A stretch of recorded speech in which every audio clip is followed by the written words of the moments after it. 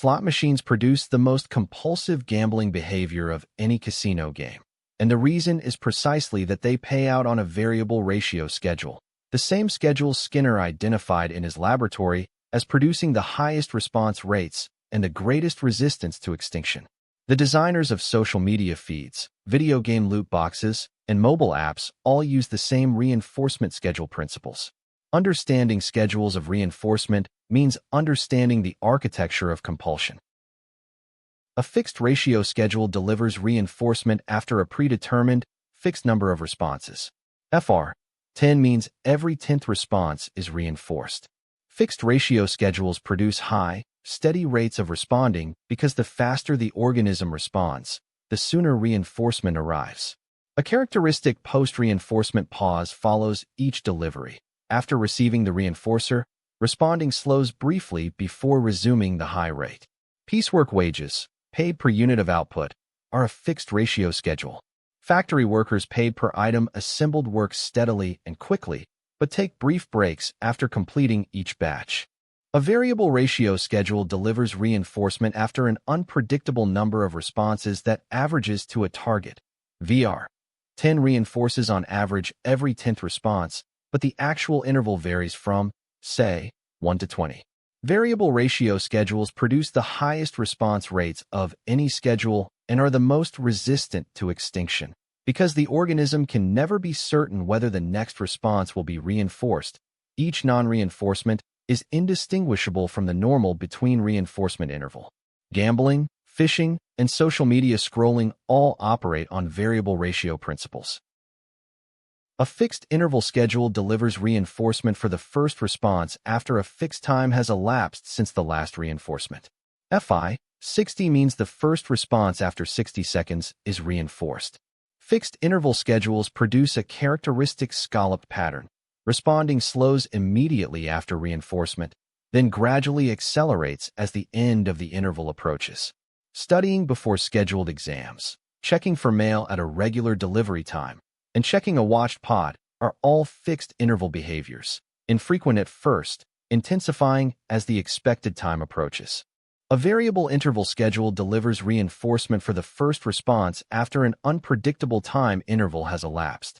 Because the organism cannot predict when the interval will end, it maintains a steady, moderate response rate rather than scalloping. Checking email or refreshing a social media feed for new posts operates approximately on a variable interval schedule.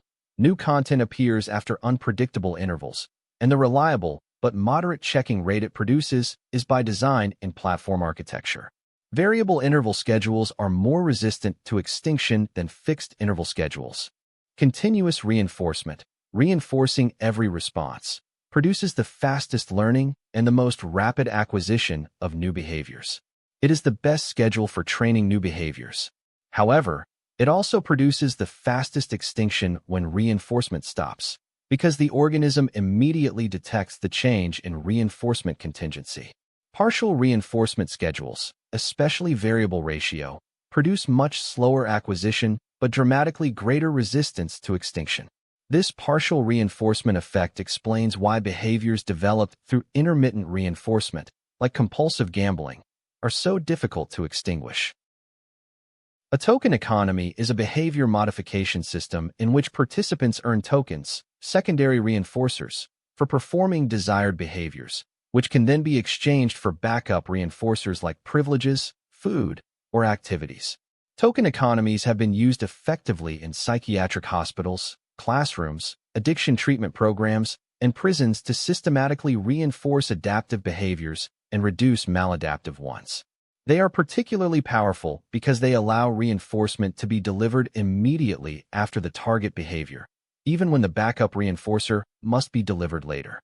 Shaping uses operant conditioning to establish complex behaviors that an organism would never spontaneously produce by reinforcing successive approximations, increasingly close versions of the target behavior.